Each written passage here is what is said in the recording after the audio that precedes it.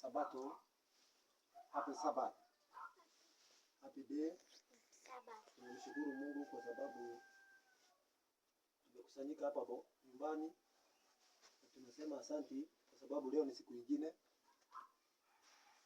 Tunapoamka asubuhi na kujihisi tuko na afya njema ni mkono wa Mungu. Si wengi ama wengi walitamani kuamka, wengi walitamani kuwa na afya kama sisi. Ukiwa kama familia na kuweza kuamka asubuhi mkajipata hamuna ubaya wote uliowatokea, ni nguvu na ni uwepo wa Mungu. Kwa hivyo ni vyema tunajifunza kumshukuru Mungu mara mingi na kumwambia shukrani, kwa sababu hii miili ingawa tunatembea nayo ni miili ambayo ni legevu. Yaani unaweza kuwa uko na afya asubuhi na saa nyingine ukakuwa umelemewa. Kwa hivyo ni vizuri tukajifunza kumkumbuka Mungu na kumshukuru. Sabato ya leo nilikuwa nataka kitu fulani tufundishane mambo ambao kadhaa. Mambo ambayo kabla sijaingia katika topic nilikuwa nataka kwanza niongelelee wana matengenezo wa Sabato na pia wa Sabato. Tumekuwa tukiwa watu ambao tumekuwa tukijadili mambo kuhusu wengine. Tumekuwa tukijifunza kuongelelea kuhusu kanisa zingine. Lakini je, sisi tunajiongelesha sisi wenyewe katika mioyo yetu? Na nikaona sisi wenyewe tuko na mambo ambao hatufanyi. Na ni vizuri tunapoenda kujiandaa kwenda kufuta wale wengine ambao wako katika giza, tuwe kwanza sisi wenyewe tumejiongelesha na tukajirekebisha. Yale ambao tumefanya maovu tukaweze kujirekebisha. Nimekuwa nikifuatilia na kuona tu walimu wengi. Lakini walimu ambao tu walimu, kuna mambo tunafanya kinyume na mapenzi ya Mungu. Sana sisi wana matengenezo. Na ndio maana unapata tunafanya mambo kwa kujua na kutokujua. Sana kiburi tuko nacho. Sana tunajisahau. Tunakaa ni kama sisi wenyewe tunataka tujipangie maisha, lakini sio kupangwa ama kuchukua yale ambao tunafaa kuelekezwa na Mungu. Kabla sijaingia katika topiki ama kabla sijaingia katika maombi, nisomee kitabu cha Waefeso 4 mstari wa 22, 4 mstari wa 25 na 20 na naenda polepole nitakwambia mpaka wapi. Ndio tuweze kuangalia mambo kadhaa. Alafu tufundishane kwa utaratibu tuone tunafaa kufanya nini. Nisomee Efeso 4:25 na 32. Efeso 4:25 na 32. Hebu soma. Efeso 4 mstari wa 25. Nadhani ni hapo. Hebu soma nione kama ni hapo. Basi ufueni uongo.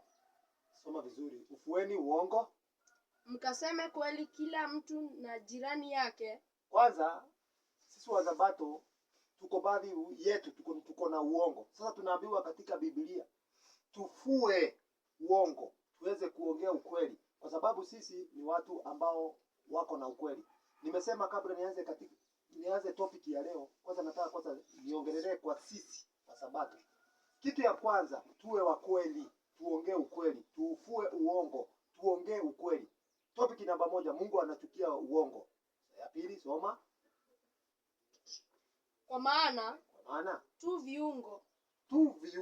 Endelea. Kila mmoja kiungo cha mwenzake. Kwa hivyo mimi niwe kama wewe, yaani yale niyafanyayo, kama sikitakii mabaya, pia na wewe nikutakie mema. Nisiwe tu wa kujisimamia, kujipenda mimi mwenyewe. Ni lazima pia nijali mwenzangu. Endelea.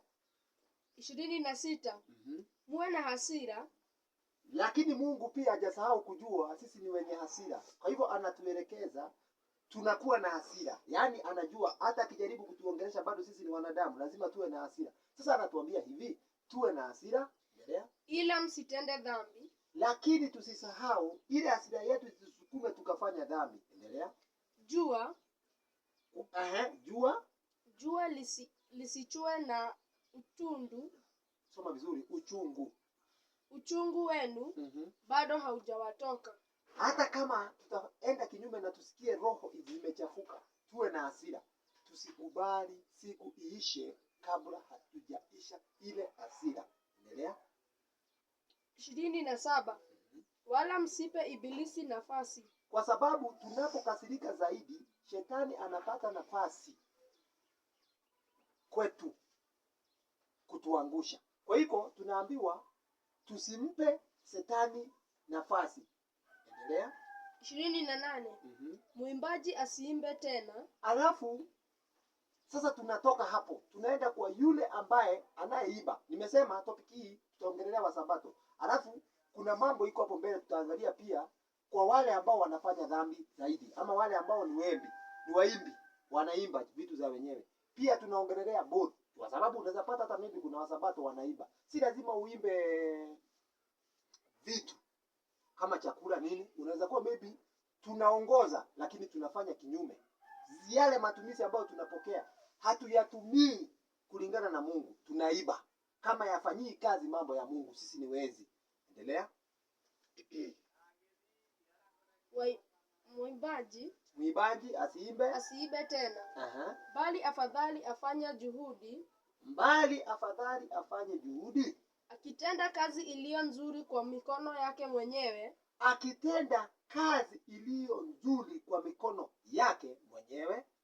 Apate kuwa na kitu cha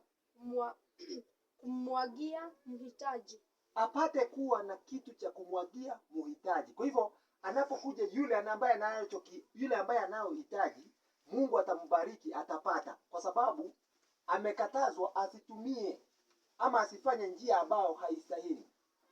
Kwa hivyo ni vyema ili Mungu aweze kukubariki, uweze kuwa na kitu ambacho utagawa kwa wengine. Ni lazima uenende katika vile Mungu anavyoelekeza. Endelea. 29. Neno lolote lililo uovu. Sasa Mungu anazidi kutuambia neno ambalo ni ovu lisitoke vinywani mwenu. Lisitoke katika sisi, yani lisitoke vinywani vyetu. Bali lililo jema. Lile lililo jema la kumfanya mwenye kuhitaji, ili apewe neema wanaosikia. Asanti. Ili wanaokutusikia wapate neema kwetu, si ndio? Endelea. 30.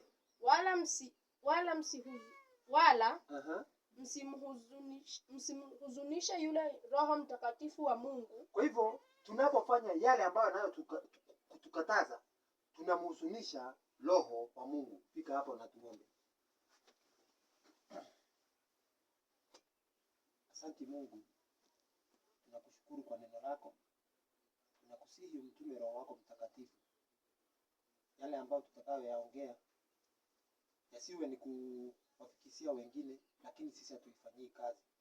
Tuongoze sisi kwanza, ongea na sisi kwanza, turekebishe sisi kwanza, ili ile message itakapofikia wale wengine, tukawa sisi ndio muongozo, wakachukua tabia yetu, wakajifunza kutoka kwetu. Turekebishe ili tukaweze kuwa walimu wanaoenenda sawa sawa na matendo yako. Umekuja dunia hii Kristo, ukatuelekeza kufuata tabia mwenendo wako, ili tukaweze kufanikiwa katika maisha. Tuongoze, naomba kwa hayo machache tukiamini Kristo umetusikia, na katika jina la Yesu tunaomba. Amen. Biblia inazidi kutuambia hivi. Isaia 58 ni kitabu ambacho tumezoea kusoma 58:1 inasemaje? Ni kitabu tumeishi kusoma sisi wa Sabato. Tunaambiwa hivi, soma. Isaia 58:1 inasemaje? 58:1 inasemaje? Piga kelele. Tunaambiwa hivi, tupige kelele, usiache.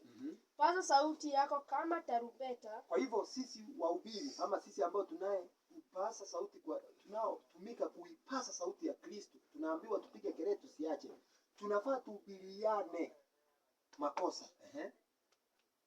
Wahubiri watu kosa lao. Kwa hivyo unapoona mwenzako anafanya makosa, mrekebishe, umwelezee makosa yake.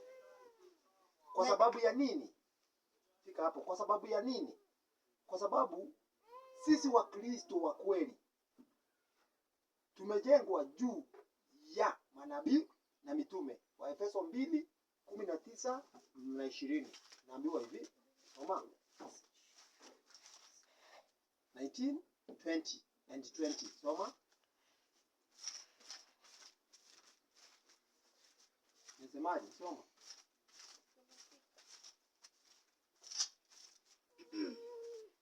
Efeso 2:19 na 20. Efeso 2:19 inasema, basi tangu sasa nyinyi si wageni wala wapitaji. Kwa hivyo sisi ni Wakristo original. Kwa hivyo katika neno la Mungu sisi sio wageni wala wapitaji. Endelea.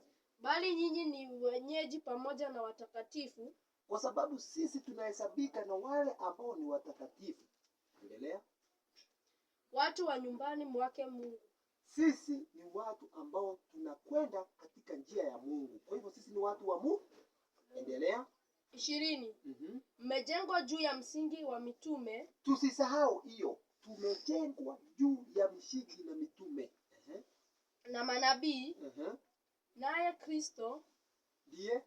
Naye Kristo Yesu mwenyewe ni jiwe kuu la pembeni. Kwa hivyo kila kitu lazima tuwe na tabia ya manabii na tuwe kama Kristo alivyo na mitume. Tusiende kinyume kabisa.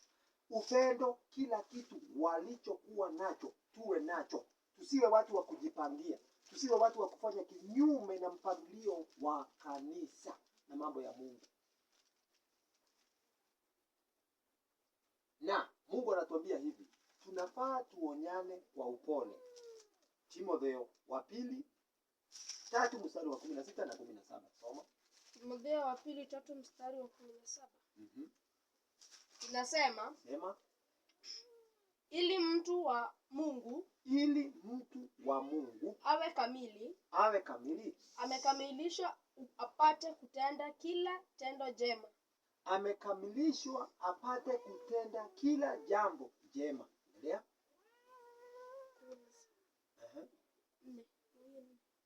Nimesema 3 wa pili. Timotheo wa pili 3:16 na 17. 16. Kila andiko lenye pumzi ya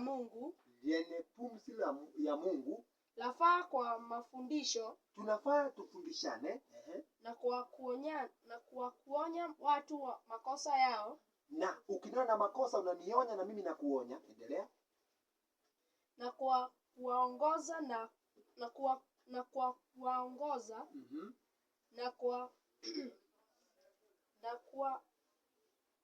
samahani. Sauti. Na kwa kuabidisha katika haki. Endelea. 17. Ili mtu wa Mungu awe kamili, amekamilishwa apate kutenda kila tendo jema. Kwa hivyo ili uwe kamili lazima utende jambo lilo jema. Nisomee Warumi 13:8. Na inaongeza kusema nini? Warumi 13:8. Inasemaje? Inasema, msiwe na mtu chochote. Sasa tusiwe na mtu chochote isipokuwa kupendana. Kwa hivyo lazima tuzingatie hao wa Sabato. Lazima tuangalie hayo. Lazima tuitilie bidii. Lazima tuifanyie kazi. Kama hakika sisi ni watu wa Mungu. Niko na hiyo message kwanza kwa Sabato. Kwa sababu hatuwezi kimbia kuangalia kanisa ama kukimbia kuhubiri. Mungu hafanyi kazi jinsi sisi tunavyofikiria. Tunaweza hubiri, tukahubiri, lakini Mungu hawezi kukubali kutupea washirika kama hatujasimama katika njia ambayo Mungu anayoitaka. Message hii nimeifikishia kwa sababu kuna mambo kadhaa sisi wa Sabato tunakosa. Sisi tunafaa tu mifano miema kwa wale wengine. Washirika wetu tuwe na tabia jema ili tuweze kuwafuta wenzetu bila maneno. tabia itawafanya wakakubali kuwa wasabato. Lakini tunaweza kibia kuhubiri kazi bure, tukatumia pesa, tukatumia kila kitu kazi bure. Upate washirika huku, unafuta washirika wanakuja wakienda. Ni lazima tuongozwe na Roho na kulingana na Biblia jinsi inavyoelekeza. Lakini kwa leo si kuwa na topic ya kufundisha kuhusu wasabato. Sana sana kuna maswali nilikuwa nataka nijibu, nimekuwa nikipatana nazo na nimekuwa nikijiuliza swali, na kuna mambo ambayo nilikuwa nataka kuongelelea kabla niingie kwa maswali. Wakati wa maswali utafika. Kuna kitu ambacho nimeona wengi wanakitumia. Hii ni kama majibu nataka kuwapea. Watu wengi wamekuwa wakiuliza ama wakisoma wakisema nitasema nini? Wakisema ama wakielimisha Biblia kulingana na akili zao. Wengine wanasema utabarikiwa. Mwingine anakuja anakuambia imani yako ni haba. Wengine wanahubiri kwa sababu ya miujiza. Wengine wanahubiri kwa sababu ya mambo fulani. Lakini nilipokuwa nimekaa na nikajiuliza swali, kuna watu wanatafsiri Biblia vibaya, wanaelekeza watu vibaya. Biblia, wakati Biblia iko wazi, unapokuta mtu anatafsiri Biblia kulingana na yeye, unapomwambia Biblia isemi hivyo, yeye anakwambia wewe ni mpinga Kristo, ama yeye anakwambia wewe ndio uko kinyume na Biblia. Lakini nikataka kujiuliza, wakati ninapoenda kwa huyo mtu na nikawa ninamuuliza maswali, yeye hukimbia kwa sababu hana lolote anacho, yani hana chochote cha kuonyesha kile anachoongea ni cha kweli. Kwa hivyo unapomkuta mtu ambaye hana ukweli ndani yake, yeye hataki muongelelee, yeye hutimua mbio. Na ndio maana kitabu cha Methali 28 mstari wa 1 inasema hivi: kwa yule mtu ambaye anasema mimi ndiye naye amini ukweli, lakini naye unapomwambia tukae chini tuangalie tujue ukweli ulioko nao ni upi. Ndio maana unapata tatizo la dunia, kama jinsi nitakavyo kuonyesha tatizo la dunia, mahali ambapo imefanya watu wengi wamefundishwa Biblia vibaya, wakaanza kuelewa Biblia vibaya. Sasa laana na shida zinashika dunia, na wao wanakuwa wanalia sana nchi, wanalilia nchi, oh Mungu tusaidie, na Mungu anakuja baadaye, lakini watu wataki Biblia. Hebu soma hiyo Methali 28 mstari wa kwanza. 8 mstari wa kwanza. Sasa hawa ni wale watu ambao wanasema Biblia inasema hivi, lakini ukimuuliza habari kuhusu anahepa. Sasa Biblia inatuambiaje? Sema Methali 28 mstari wa kwanza. Inasemaje? Waovu hukimbia wasipofuatiwa na mtu. Yaani unapouliza, hawa waovu ni wale watu ambao wanahubiri kitu ama anakwambia kitu Biblia inasema, lakini unapokaa na yeye umchunguze Biblia anayoisema, yeye hukimbia. Sasa yeye si mtu mzuri, ukitaka kumjua ni muovu. Biblia inamuita mtu muovu, hukimbia asipofuatwa na mtu. Yaani anajificha na huko, anaongelelea na huko, anaambia mtu achana na ule mtu ni muovu, ule mtu ni mbaya, anadanganya, lakini hawezi simama publicly akadhibitisha kile anachokiongea. Ndio maana Biblia inasema waovu hukimbia wasipofuatwa na mtu. Endelea. Bali mwenye haki, sasa kama ako na ukweli ndiye anaitwa mwenye haki. Ni wajasiri kama simba. Huwezi mshinda kwa sababu kila anachokihubiri ni cha kweli. Kwa hivyo hawezi ondoka, hawezi enda. Yeye atakaa hapo akudhibitishie anachokinena ni cha kweli. Lakini yule mtu ambaye ananena bure, ukitaka kumuelewa ama ukitaka kumshika, yule mtu ambaye unapomuuliza kuhusu kile anachokiamini anahepa. Huyo mtu ni mtu ambaye hufanya hata kumkaribia, kumwamini. Kwa sababu huwezi niambia unamjua Yesu, lakini ukiulizwa kuhusu Yesu unayemjua unasema utaki kuongelelea, unahepa. Kwa hivyo inaonekana wewe haujui kile unachokikubali, wewe unakiamini tu juu umekiamini tu. Na ndio maana mnaitwa hivi. Mathayo 15 mstari wa 7. Biblia inasema hivi. Soma. Isaya alitabiri mambo kama haya. Alijua nyinyi mnamwabudu bure. Nyinyi Mnaamini Mungu, mnamtamka tu nini? Yaani ni kutamka tu. Hebu soma hiyo kitabu. Kitabu kitamu sana, Mathayo 15 mstari wa 7 inasemaje? 15:7 inasema, enyi wanafiki. Enyi wanafiki. Sasa nyinyi watu kama nyinyi mnaohepa, hamkielewi, mnakuwa wabishi sana na mnapoteza wale wengine. Hebu soma. Ni vyema alivyotabiri Isaya. Ni vyema alivyotabiri Isaya Kwa habari zenyu. Kwa habari zenu. Akisema. 8. Watu hawa huniheshimu kwa midomo. Huniheshimu kwa midomo. Ila mioyo yao iko mbali nami. Ila mioyo yenu iko mbali nami. Unaona? Kwa hivyo hawa wanaheshimu Mungu bure. Lakini mioyo, ndio maana nikatangulia kusema wao hawajui wanachokiamini, lakini kwa kumtamka Mungu wanamtamka.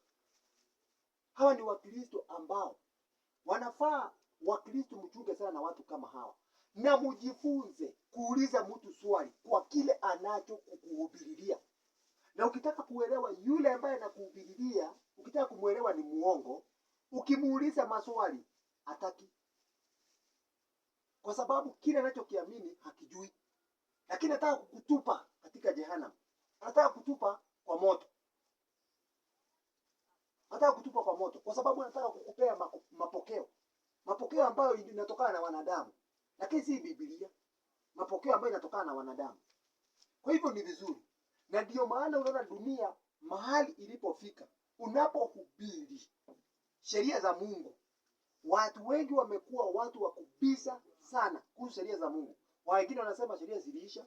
Ukimwambia mkae chini mjadili sheria, ndugu yangu, wanasema sheria zimeisha, lakini ukichukua sheria za Mungu 10, ndio utajua hawa watu ni waongo. Ukisikia mtu anasema sheria za Mungu ziliisha, huyo mtu hii Biblia si Biblia anasoma. Huyo mtu ni muongo kabisa. Anasema sheria za Mungu zinaisha. Tena yeye mwenyewe anatumia sheria. Huyo mtu unafaa kumwepuka sana. Huyo mtu atakuua kiroho na mwili. Kwa nini? Atakula pesa yako akumalize kimwili, hata ukose kupea watoto wako chakula ama malezi mzuri. Ukimpelekea pesa, anakula vizuri, anakula vinono. Halafu anakuua roho. Mtu wa aina hiyo mchunge sana. Nataka kufanyia haki, tufanye haki kwanza kabla tujaingia katika andiko. Tuchukue sasa haki. Tufanyie haki, tusiseme kwa maneno. For example, tuchukue amri zote 10. Unachukua mtu anasema amri za Mungu zilisha. Wacha uone anabisha tu moja. Ni moja tu wanakataa kwa sababu iko na kitu hapo wanaificha. Kwa sababu wao hawatumiki wamtumikie Mungu wa kweli. Bali wanatumika wamtumikie sijui nitamke pepo. Kwa sababu ya nini? Huwezi niambia unakataa Biblia hata na unakubali Biblia. Wewe utakuwa unatumikia pepo. Kwa nini niseme hivyo? Kwa sababu huyu mtu sheria zote sasa tuondoe 4. Huyu mtu anasema sina Mungu mwingine ila Mungu mmoja. Ukimuuliza hivyo atasema ndio. Huyo mwenye anasema sheria ziliisha. Kwa hivyo hiyo ni ya kwanza iko katika amri. Ya pili inasemaje? Usilitaje jina la Mungu nini? Bure. Si ndio? Ukitaja hao ukiwauliza watasema hatutaji bure. Wao wenyewe wanasema. Ya tatu inasema nini? Ya pili inasema, ya kwanza inasema usiwe na Mungu mwingine ila mimi. Ya pili usijichongee sanamu ya kuchonga. Ukiwauliza wanasema hatuchongi. Ya tatu usilitaje jina la Mungu Sasa toa Sabato. Ya 4 nikumbuke siku ya Sabato. Hiyo kwanza weka X kwa sababu hiyo ndio wanabisha. Nataka nikuonyeshe kitu. Ukienda ya 5 wanafundisha uheshimu wazazi wako na wazazi wako wanafundisha. Ya 6 huwezi sikia kanisa inasema wende uue. Hakuna kanisa itakwambia enda uzini. Hakuna kanisa itakwambia enda uimbe. Hakuna kanisa itakwambia ushuhudie jirani. Yaani hiyo yote wanashika na wanasema sheria ziliisha. Sasa kama wangetendea haki, si hata hizi zingine wangekubali watu waibe. Kuna vitu unafuata wewe mwenyewe ufunguke macho. Unapoambiwa sheria zimeisha. Lakini pastor wako wanatumia tena sheria hizo kukuhubiria wewe. Si hata wewe ufunguke macho hata kidogo tu uone unadanganya. Kwa sababu huwezi niambia sheria zimeisha, unachukua 9. Unahubiri nazo. Moja ndio unakataa. Alafu unasema zimeisha. Ikifika ni hii moja ikumbuke siku ya Sabato kwa sababu wanajua wamefuja siku. Na Biblia inasema katika Yakobo 2:10, ukifuja moja umefuja zote. Kwa hivyo wanajua ni kukataa wanakataa. Kwa nini nimetumia hiyo? Na ndio maana unaona Isaya ama Mungu laana imeshika dunia hii. Ndio maana nikaambia, huwa naambia hata watu wengine tunakuwa nao wafanyakazi. Dunia wanaposema tutaomba Mungu dunia ikue mzuri. Namwambia dunia haitawahi kuwa mzuri, tunakosana. Lakini ni kwa sababu amefundishwa mafundisho ambayo si mzuri, amenyweshwa upotofu katika mawazo yake. Sasa tuone ni nini haswa kinafanya dunia iko vile.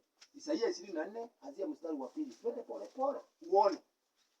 Ninyi mnayeombea nchi haitakuwa nzuri. Hata upige magoti upige. Sasa anesi mfunike hii andiko. Na demo mnaomba, demo kunakuwa kubaya.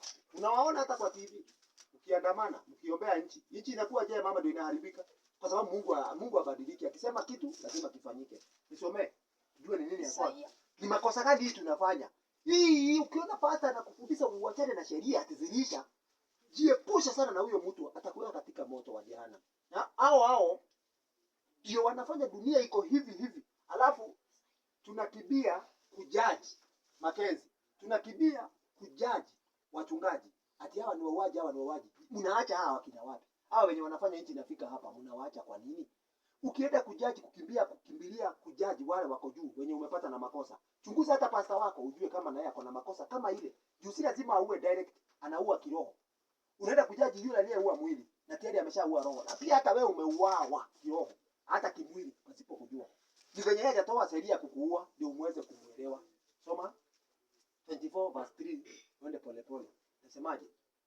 Isaia 24 mstari wa 3. Nasemaje? Inasema, dunia hii itafanywa tupu kabisa. Itafanywa tupu kabisa. Na ushike hii statement. Pole pole tu ushike. Dunia hii itafanywa utupu kabisa. Na kuharibiwa kabisa. Maana Bwana amenena neno hilo. Bwana mwenyewe ndiye amenena neno hilo. Hata tunashuhudia endelea. 4. Dunia inaomboleza. Dunia inaomboleza. Sasa hebu sikia, dunia inaomboleza. Dunia inazimia. Ulimwengu unadhoofika. Hata saa hii dunia ulimwengu unadhoofika. Unazimia. Watu wakuu wa dunia wanadhoofika. Watu kwanza mapresident wakuu wa dunia wanadhoofika. 5. Tena dunia imetiwa unajisi kwa watu wanaoikaa. Kwa hivyo dunia imetiwa unajisi kwa wale watu ambao wanaoikaa. Endelea. Kwa maana wameziasi sheria. Point. Wanasema zimeisha. Kwa hivyo wale ambao wanaofanya dunia ikue imetiwa unajisi ni wale ambao wanasema sheria zimeisha. Sasa sikia, kile kimefanya cha kwanza kimefanya dunia ipate laana ama inajisike. Ya kwanza ni kwa maana, rudi hiyo andiko ndio waweze kusoma na nguvu, ndio waweze kuelewa. Sheria wanasema sheria zimeisha. Chungeni hawa walimu. Endelea. 5. Tena. 5. Tena dunia imetiwa unajisi. Kwa watu wanaoikaa. Kwa maana wameziasi sheria. Sheria ni mingi. Wameibadili amri. Mbona haikusema amri mingi? Yaani inasema wameibadili amri. Wameibadili. Wako si ati wameziba, wameiba. Kwa hivyo tumechukua sheria, wameziashi. Kwa hivyo Yakobo anasema ukifuja moja umefuja zote. Kwa hivyo ndio maana amechukua wameziazi. Kwa sababu ukifuja moja si zote umefuja. Kwa hivyo umezikataa zote. Ndio maana inasema wameziazi sheria. Wameifuja amri. Kwa hivyo hii amri yenye wamefuja ndio nikakwambia ni hii moja. Ndio wanakataa. Nimekwambia uende ufanye utafiti kwa mchungaji wako. Anasema sheria zimeisha, lakini anatumia 9. Hata wewe huwezi fikiria. Huyu mtu anakuelimisha, anakupoteza. Kwa sababu wanakataa cha kweli. Na tutakuja kuangalia. Hii tutaiangalia kabisa uone. Siku ya Bwana tangu zamani ni siku ya 7. Biblia iko wazi, hata inataja siku. Lakini hata siku hata moja hakuna mwenye anatoa ati Jumapili ni siku ya Mungu. Lakini nyinyi tumedanganywa ati siku ya Mungu ni Jumapili. Jumapili hii katika Catholic Catechism wanasema hiyo, yani Catholic unasema ndio imani ya kwanza. Wanasema katika kitabu chao siku ya Bwana, wanaamini kuwa siku ya Bwana ni Jumamosi. Hata wewe funguka macho. Alafu tena wanasema lakini ilibadilishwa. Lakini hawasemi ilibadilishwa na nani? Hawasemi ilibadilishwa na Mungu ama nani? Sasa unafaa ujiulize mwenye alibadilisha hii siku ni nani? Cha pili, wakati Kristo amekuja, kwa nini hakusulubishwa peke yake? Na ni kwa nini halisulubishwa katikati? Hakusulubishwa mwisho na mwisho. Isaia 9 mstari Isaia 9 mstari wa 14 na 15 inasemaje? Kwa nini Kristo hakusulubiwa katikati? Ali hakusulubiwa mwisho na mwisho. Alafu kwa nini hakusulubiwa peke yake? Kwani hii ina maana gani? Alafu Kristo anapofanya kazi yake, kwa nini akitaka kumaliza nchi anatumia tatu? Mimi huwa najiuliza swali. Hebu kwanza nisomee hiyo. Mimi huwa najiuliza swali. Kuna siku tatu za kuabudu duniani. Kuna siku tatu tu za kuabudu duniani. Kwa sababu unafaa ujiulize. Kwa nini siku tatu? Hakuna siku zingine, ni tatu tu. Unafaa ujiulize, Friday na Saturday na Sunday. Kwani hii dunia mbona inakuwa tatu? Tena Kristo amekuja ametupea mfano mwema wa kuweza kuelewa kila kitu. Hakika kama tunaamini Kristo, tusiende kinyume na Kristo. Tusiambiane uongo, tusidanganyane. Kama tunahubiri Kristo, tusiende kinyume na Kristo. Kwa nini? Kwa sababu tunafaa tujiulize, kwa nini Kristo? Kwani ni lazima angesulubishwa katikati? Hata angewekwa mwisho. Basi silikuwa plani ya Mungu, kwa sababu hapa kuna kitu Mungu anajaribu kutufunulia. Kwa nini sasa hizi siku tena ni tatu za kuabudu? Tena yeye mwenyewe anawekwa katikati. Hawekwi mwisho na mwisho, anawekwa katikati. Si angewekwa basi mwisho. Huyu ni mwizi na huyu ni mwizi. Sasa nilikuwa nataka tuone huyu mwizi na huyu mwizi ni nani? Friday na Sunday tuone ni akina nani. Na Biblia inawaita nani? Hawa. Ndio waweze kuchanuka. Alafu Mungu anasema siku ya kuja kwake atakata huyu na atakata huyu. Sasa kama hii kanisa ni ya ukweli na hii ni ya ukweli, kwa nini sasa tena anakata hii anaacha hii? Sita ufunguke macho ndugu yangu. Hebu sikia sasa tena venye Isaia anatuambia. Anasema hivi, alafu twende pole pole uone. Sasa ujiulize, kuna Friday, Saturday na Sunday. Biblia inaelekeza. Inasema kuna kichwa, kuna katikati na kuna mkia. Kuna kichwa na mkia, si ndio? Alafu hapa katikati anasema agusi. Hebu sikiliza sasa uniambie. Hii kitu inakufunza nini? Hebu soma. Isaia 9 mstari wa 14 na 15 inasemaje? Inasema, kwa sababu hiyo Bwana atakata katika Israeli kichwa na mkia. Hapa kuna siri. Hebu sikia. Atakata kichwa na mkia. Aya. Friday na Saturday. Friday na Sunday. Kichwa na mkia. Sidangaji, wacha tuendelea tu uone. Ni kichwa na mkia. Lakini hajasema atakata mwili yote. Unaona? Kuna siku tatu za kuabudu. Amesema atakata kichwa na mkia. Alafu anakuja kuwasema, kichwa na mkia. Kuti na nyasi. Katika siku moja ujio wake, si ndio? Haya, hebu soma sasa tujue hawa ni akina nani? 15. Mzee mwenye kuheshimiwa ndiye kichwa. Subiri. Dunia hii tumeishi kufundisha watu, lakini watu hawaelewi. Hata usije ukiwafundisha hawaelewi, kwa sababu wamenyweshwa uongo wa usherati wa shetani. Tumeishi kufundisha kufunua. Pepo afichiki, anafunuliwa kabisa na watu wa Mungu. Eti mjiepushe na Catholic, lakini watu wasikii. Hebu ona, mzee mwenye kuheshimiwa ni nani? Sasa tuchukue mzee mmoja wa kuheshimiwa. Pope. Chukue Pope. Pope anatoka Amerika. Na ufanye utafiti wako Akitoka Amerika akikuja nchi ya Kenya, president wa Kenya anakuwa kama MCA. Sasa hebu wewe nikuulize tu mwanadamu ama rafiki. Pope na serikali wapi na wapi? Kwa sababu mtu ambaye ako kwa Mungu hafai kushughulika na serikali. Biblia inasema hivyo. Huwezi shika vitu viwili wakati mmoja. Kama jinsi Mwiro alivyosema ametumwa na Mungu na alikuwa kwa mahubiri. Mungu alimzima kwa sababu hiyo haifai hata kidogo. Sasa Pope ni mtu wa Mungu ukidai. Sasa serikali na Pope zinaingiliana wapi? Kitu kingine ya pili. Yule ambaye anayelinda mtu wa Mungu si security wa wanadamu, ni Mungu mwenyewe. Sasa nataka ufanye hesabu. Kama hakika angekuwa Pope ni wa Mungu, akija duniani Kenya, president atakuwa MCA, security yenye atawekewa itazidi ya president mara 30. Kwa hivyo popo ako na security tight more than dunia, more than wakuu. Sasa swali, huyu mtu anapewa security hivi, kwani ako na nini? Unafaa ujiulize hivyo. Na ndio maana anaitwa mzee mwenye kuheshimiwa, kwa sababu anaheshimika nchi mzima, dunia mzima. Ndio maana anajiita mwakilishi wa Kristo duniani. Sasa uniambie, amechukua majukumu ya Mungu. Tumekuwa tukifundisha mambo mingi kumhusu huyu mtu, mujiepusha naye, lakini watu hawasikii.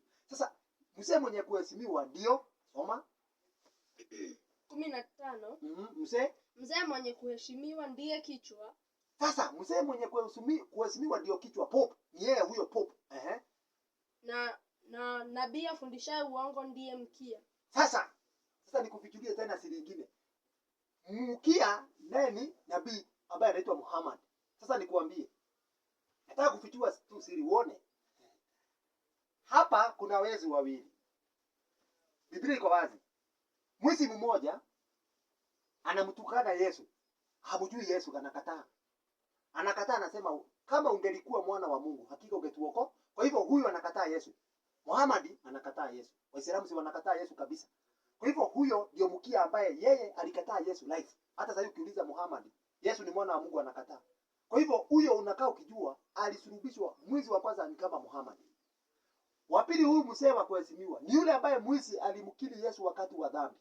Yaani huyu anamkiri Yesu kabisa, lakini ni mwenye dhambi.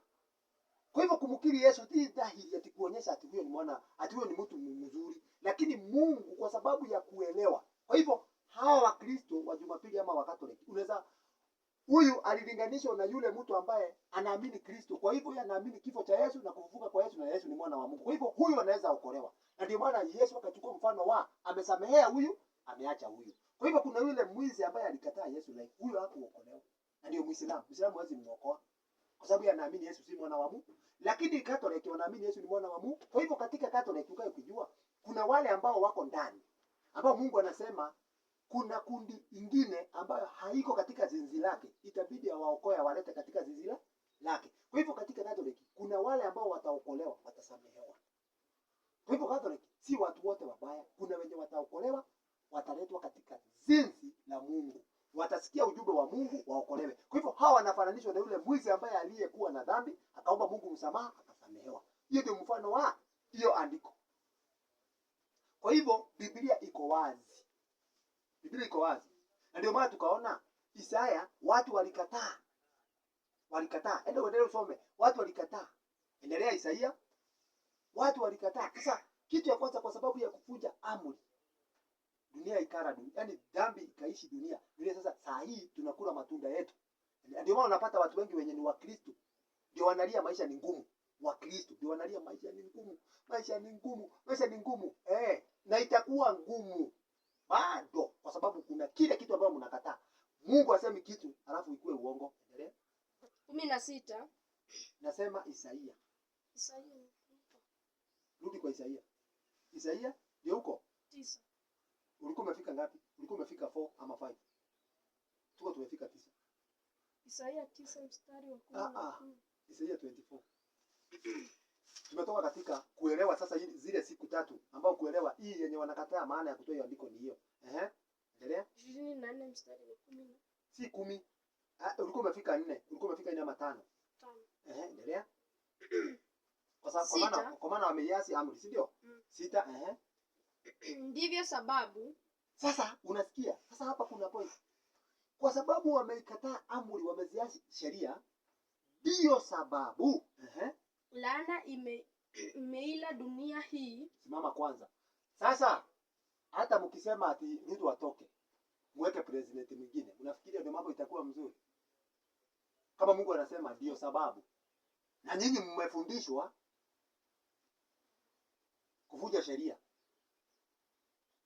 alafu mnasema ati mnataka muone president mwingine, atoke wapi? Ati mzuri. Kutakuja mbaya zaidi ya mwenye yako, hata tuzile tukilia. Mpaka wakati watu wa Mungu watakapojielewa na kurudi katika njia. Nao ni akina nani? Unataka kuniambia dunia ikisema ni kwenda kuombea nchi, ni hawa tu wenye wanakuja sheria ndio wanaongoza hizo nini? Wanaongoza hiyo maombi. Sasa Mungu atasikia maombi gani? Hata huwa anashangaa.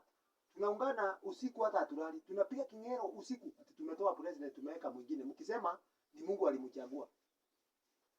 Ni maombi Mungu alimchagia. Kwani Mungu ana kigeugeu? Na Mungu, Biblia inasema Mungu hana kigeugeu. Akikupea kitu lazima kiende sawa sawa. Mpaka kimalize tamu, dunia amewapenda. Lakini sisi tunajichagulia afu tunalilia Mungu. Aje. Maliza hiyo andiko. Nao na hao wanaoikaa wameonekana kuwa na hatia. Na wanaoikaa kwa sababu wamekataa sheria, na wanaoikaa wameonekana kuwa na hatia. Ndio sababu watu wanaoikaa dunia wameteketea. Ndio maana watu wanaoikaa dunia wameteketea. Watu waliosalia wakawa wachache tu.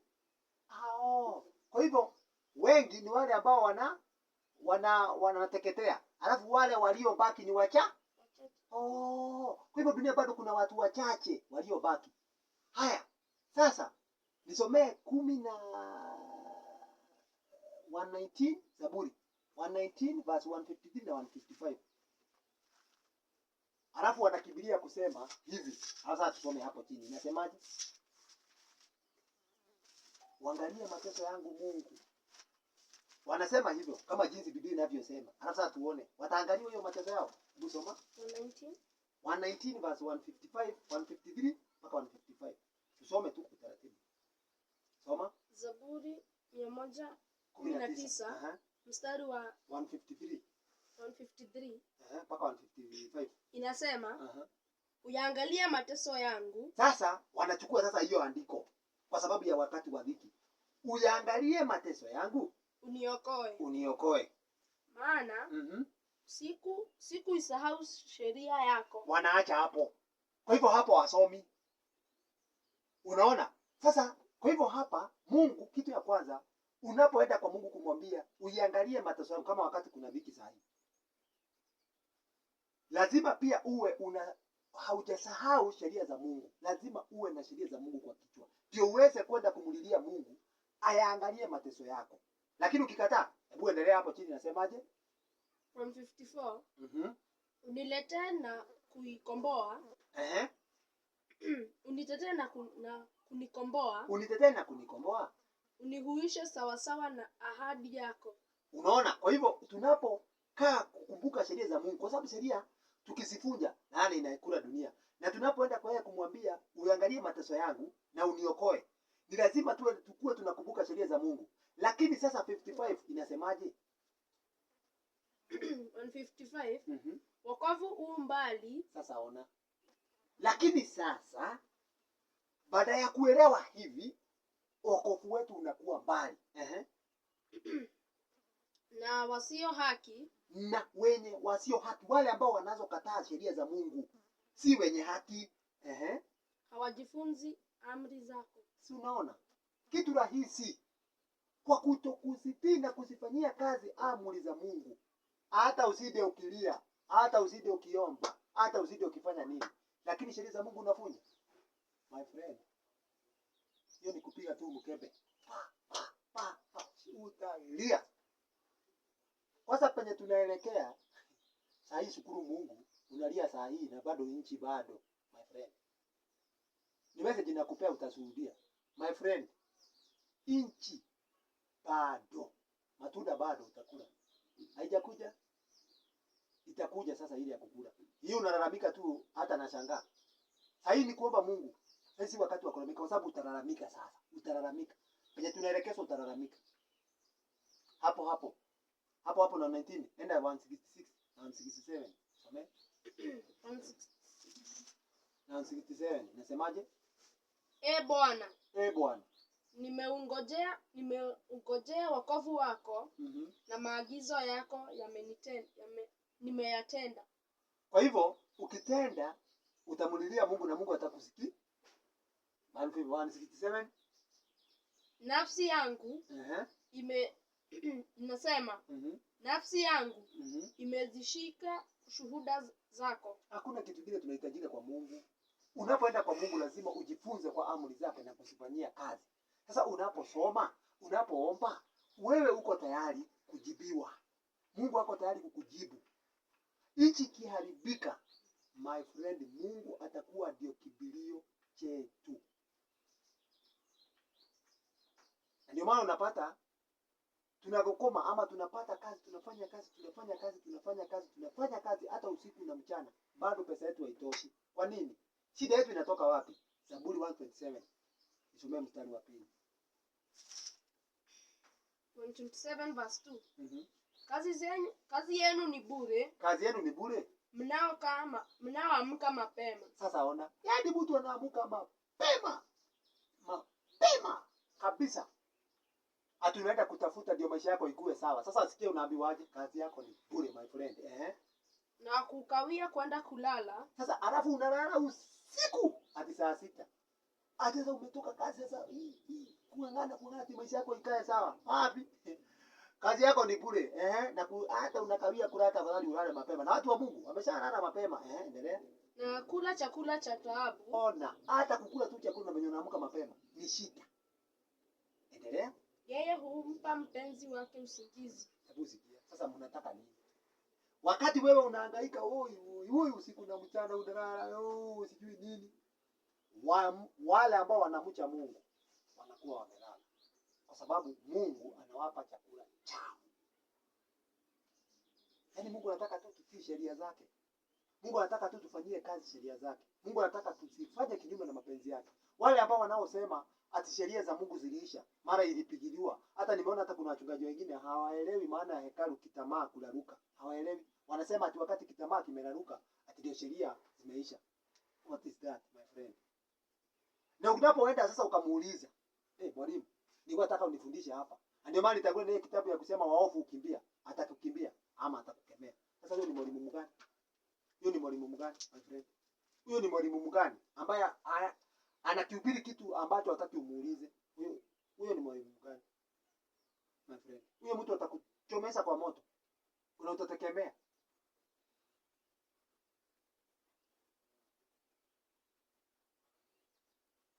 Niongezee 26 mstari wa 7 Methali. Na tuongezea hivi. Wenye haki Mungu atasimama na wao. Wenye haki Mungu atawapea nguvu. Methali 20 mstari wa 6 na 7. Nasemaje? 20:6-7 inasema. Nasemaje? 6. Wanadamu hutangaza kila mtu hisani yake mwenyewe. Bali mtu aliye mwaminifu ni nani awezaye kumpata? 7. Mwenye haki aendaye katika unyovu wake, watoto wake hubarikiwa baada yake. Sikia. Sasa unachofanya kile ambacho ni haki mbele za Mungu, hata watoto wako wanabarikiwa. Yaani kila kitu ufanyacho Mungu yu nawe. 46 verse 1 and verse 2. Zaburi.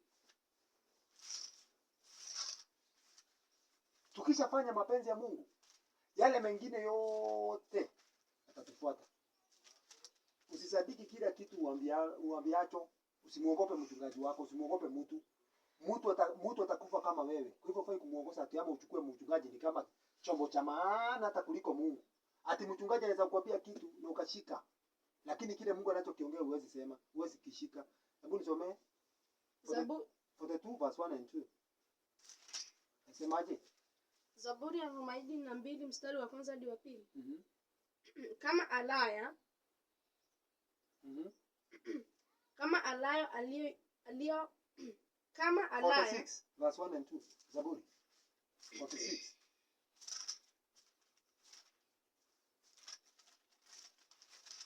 Arobaini na sita mstari wa 1. Mungu kwetu sisi ni kimbilio na nguvu. Mungu kwetu sisi ni kimbilio na nguvu. Msaada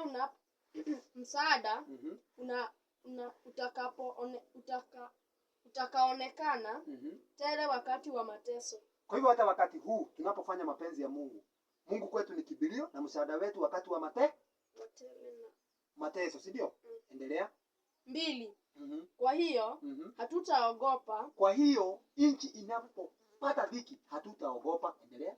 Ijapo badilika nchi. Sasa ona, tumeona katika Isaia nchi imebadilika. Kwa hivyo inapobadilika sisi hatuna shida. Endelea. Ijapotetemeka milima mioyoni. Inapotetemeka mlima mioyoni. Endelea. Mwa bahari. Mwa bahari. Asante. Kwa hivyo sisi tunapositii amri za Mungu, tunapofanya mapenzi ya Mungu, tunaposhika sheria za Mungu zote 10, si moja na si mbili, sio 5, sio 9, zote 10 inchi. Kwa hivyo hapa sasa ni wakati umefika sasa, si pa kuangalia mchungaji wako, si pa kuangalia mtu yoyote, ili maisha yako juu. Hapa Mungu hajasema kanisa yote, hajasema kanisa ati mzima itabadilishwa ama inchi itabadilishwa. Mungu anasema kama mtu binafsi. Kwetu sisi Mungu ni kimbilio. Kwa hivyo tunapofanya mapenzi ya Mungu tunakuwa kimbilio chake. Anatulinda, anatuongoza, anatubariki. Kwa hivyo mambo mingi mazuri yatatufanyikia kama tutamtii wakati huu wa dhiki.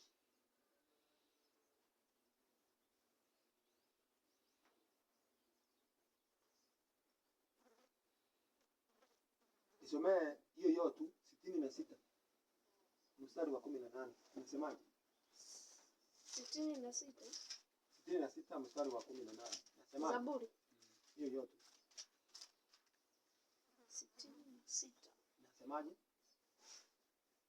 66 mstari wa 18. Nasemaje? 18. Kama ningaliwaza maovu. Sasa kama mimi ningeliwaza maovu moyoni mwangu, Bwana asingelinisikia. Asingesikia. 19. Hakika Mungu amenisikia. Hakika Mungu amenisikia. Ameisikiliza sauti kwa maombi yangu. 20. Na ahimidiwe Mungu asiye yakataa maombi yangu, wala kuniondolea fadhili zake. Asante. Kwa hivyo Mungu anapoahidi kitu anafanya. Na tunapokosa kuwaza maovu ndani ya mioyo yetu, tunaonekana tunaenda kulingana na Mungu. Kitabu cha mwisho 59 mstari wa 1 mpaka 4. Sasa hicho ndio kitabu cha mwisho. Alafu tunajifunza mambo mingi. Sisi ni watu wa kujifunza, si watu wa kukaa. Hebu soma hiyo. Zaburi 59 mstari wa 1. Isaya 59 mstari wa 1 mpaka 4. Tazama. Hapa kuna kitu nataka uone. Mungu si hawezi kutusaidia, Mungu si hawezi kutufanyia kazi, lakini kuna ile tena kitu Isaia anatuongezea kutuambia. Hebu soma. Tazama, mkono wa Bwana haukupunguka hata usiweze kuokoa, wala sikio lake si zito. Kwa hivyo tusione kama Mungu hatusikii, anatusikia. Lakini endelea. Hata lisiweze kusikia. 2. Lakini maovu yenu. Sasa sijui tutaongelea kuhusu nini sasa. Mimi hata sasa mimi nashindwa tutasaidiana aje na mandugu zetu. Tutasaidiana aje na mandugu zetu. Si ati Mungu hawezi kutusikia. Si ati Mungu hawezi kutufanya tukafanikiwa. Hapana. Lakini kuna kitu ambacho kinafanya. Sasa ikifika ni hapo, na wachungaji wengi wamejifunza kutoa hii maandiko moja moja tu wanaruka. Moja wanaruka. Chanuka sana. Sasa watakutolea hii.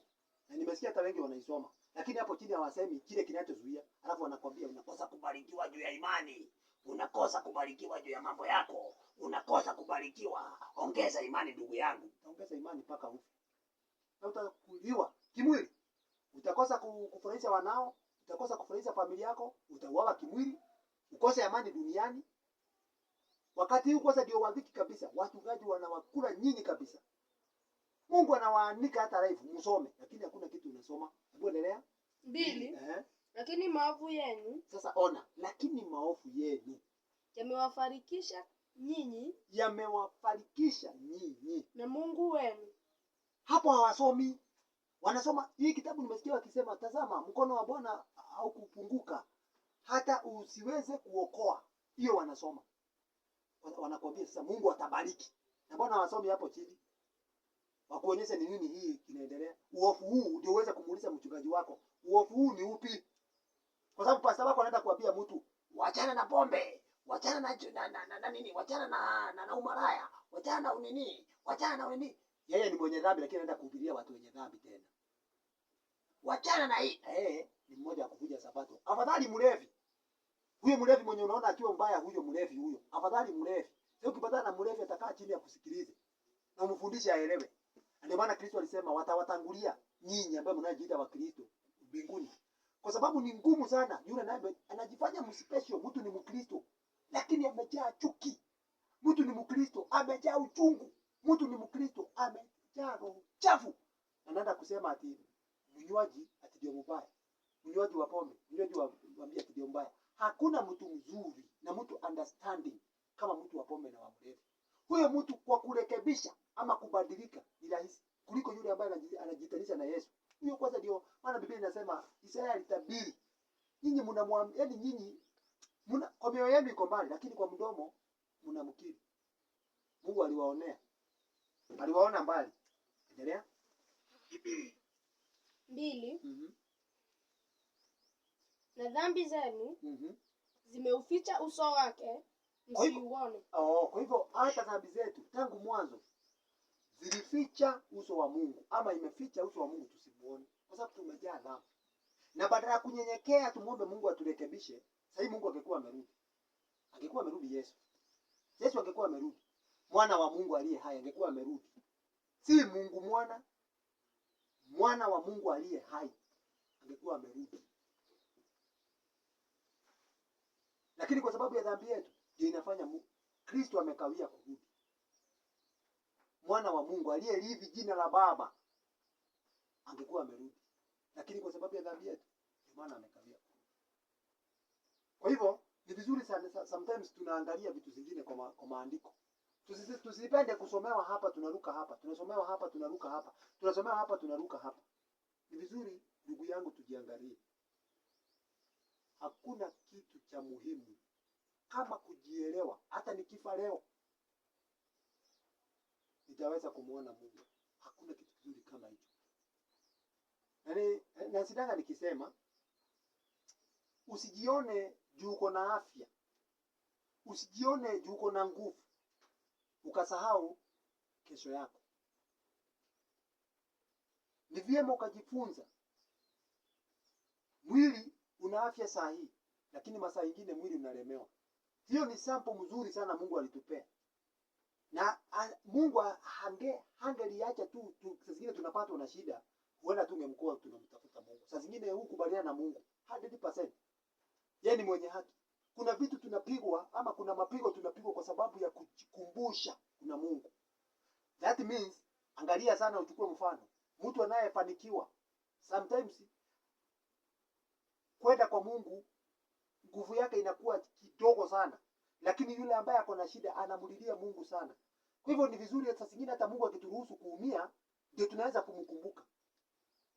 Ndio maana nikasihi, kama ungelikuwa mtu ambaye unachukua mwili ni kama mdhaifu, ama uchukue mwili wako ni mdhaifu, usijione na kujipiga kifua hatuko na nguvu.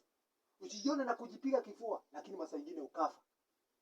Jueni mtu useless pasipokuwa Mungu katikati. Kwa hivyo ni vizuri ukamuogopa Mungu na kujielewa na kujitia bidii kutafuta ufalme wa Mungu na kujaribu kufanya mapenzi ya Mungu ili Mungu akaweze kukuokoa nyakati za mwisho. Unaweza kufurahia nchi lakini kwa muda mchache sana na ukatupa uhai wako. Ni vyema ukafa na matumaini kumngojea Kristo ambaye alifa na kafufuka kwa ajili yetu.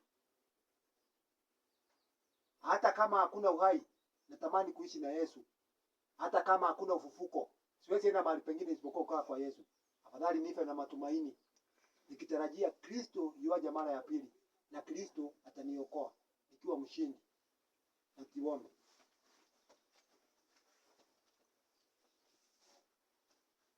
Asante Kristo kwa sababu umeandamana nasi vizuri. Tunaenda tukikomaa katika maandiko, tunaenda tukikomaa katika mafundisho. Jinsi tulianzia si jinsi tunavyoendeleza sasa. Tumekuwa wadhaifu katika kusoma, lakini bado umetuinda na ukaturejesha katika njia. Tunaelewa tunachokifundisha na tunaelimika na kuelewa. Unazidi kuweka Roho wako Mtakatifu, tunaongea kwa ujasiri. Tupe ushirikiano, tutumie malaika, tutumie wale ambao tutakuwa tunapeana nguvu wale ambao tutakuwa tunaendana pamoja, wale ambao tutakuwa tunatiana mioyo. Tulinde mimi na familia yangu, tuweze kutulinda utakapokuja utujie tukiwa wote kama familia.